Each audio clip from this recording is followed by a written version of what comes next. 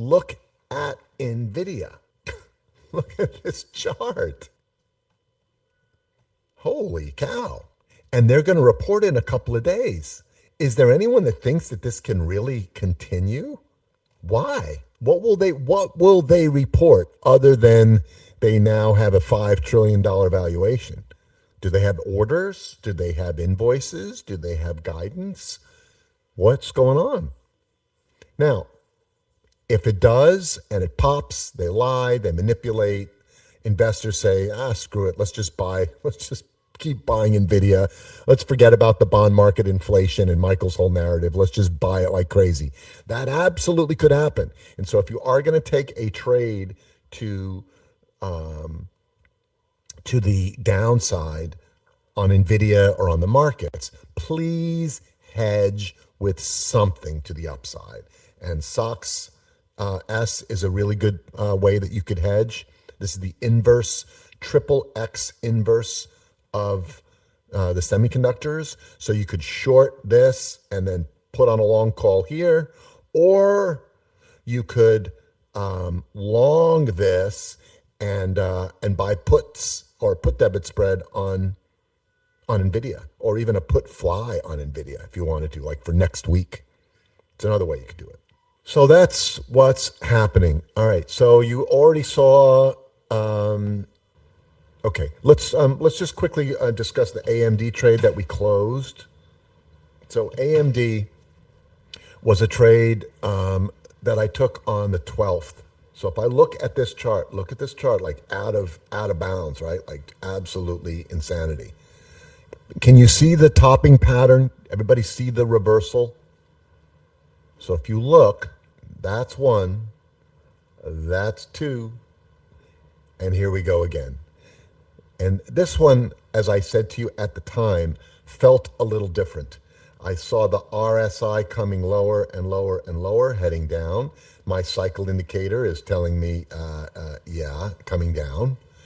And I look at price action and I see reversal, confirmation. I finally get an actual confirmation candle.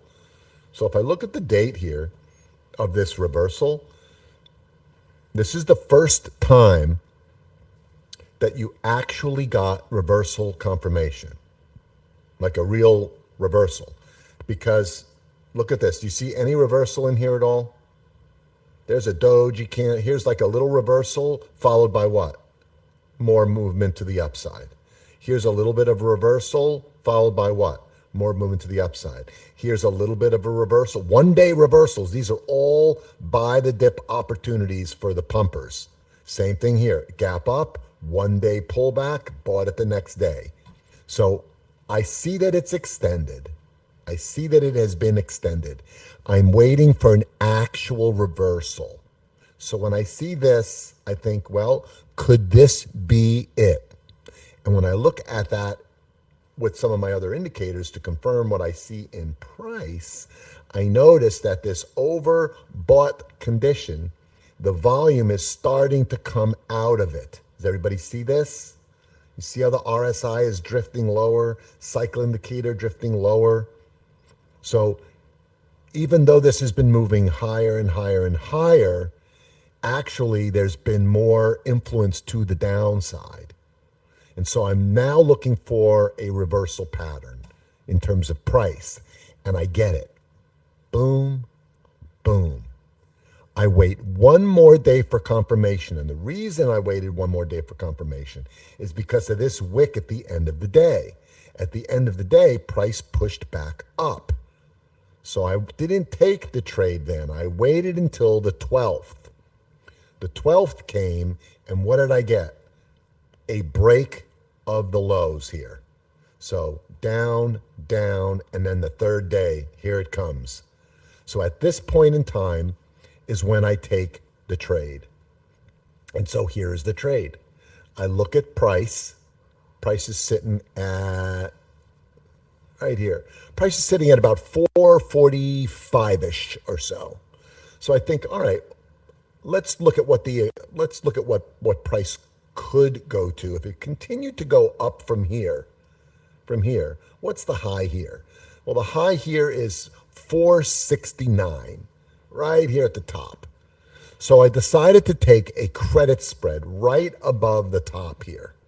So this is 469. So I sold the 470 calls. I bought the 475 calls above it. Okay, still have this trade, by the way. And for this, I got $1.15 credit. Now I can use that credit, and I did that for May 22nd, which is this Friday. I used that credit to buy a put debit spread. So when I look at the charts here, I see there's a gap here. What's the top of this gap? 403, 400-ish, somewhere around there. I don't need to go that far. Maybe I just need to go, somewhere around 50% of this candle. So if I look at this big candle, 50% of that plus the expected move puts me at about 430-ish. I look at the 430 calls for this Friday. There was a lot of them. So I decide to get the 430. I buy the 430 put, and to bring the cost down and for a protection, I sell the 425, and this debit spread cost me $2.20. But if you notice, 220 minus 105 is what? 105. So the actual trade cost now is 105. And what I've been saying to you guys is that the stock market is, for sure, a casino, and they have all the advantage, and their pricing is wackadoodle, and it's unfair. And so I need to use strategies that bring the cost of my trades down so that I can regain the advantage or gain an advantage. I use my technical analysis to give me an advantage. I use verticals, which allow me an opportunity to sell some premium as I buy long calls or puts. I get to sell a strike that brings down my cost. That's what a vertical is, and that's why professionals trade verticals. That's advantage number 2. And advantage number 3 is I can combine some strategies when I need to bring down the overall cost. And this strategy right here, this call credit spread right now is nearly worthless because price is at 415 and this is 470, 475. The chances of price moving $60, which would be what, like 15%? A 15% move to the upside here? Not very likely. But as I said in my alert, if you wanted to, you could just, you could just close the trade out, or you could let it expire. And we'll talk about closing it out. So here's my cost, $1.05. And what happens with price? It does exactly what we think. There is the continuation move to the downside. And today, as it came and tried to close this gap, came down right to here, this trade was worth, where is it? 380. That is well more than a triple. And so because I've got so much profit in this trade, if I want to eliminate all risk, I can buy back this vertical. Okay, so I've already made the money. So remember, technical analysis using price action rules, then tools to confirm, then strategy, price target, strategy, lower the cost, manage the trade, boom. So now I'm going to continue to manage the trade by taking a look at the credit spread. It was about 12 cents earlier today. Now it's 25 cents. So if you wanted to close it today at 25 cents, you could. You'd still be up quite a bit. So remember, 105 is what you're in for. You sold the trade for 380. So what did you make?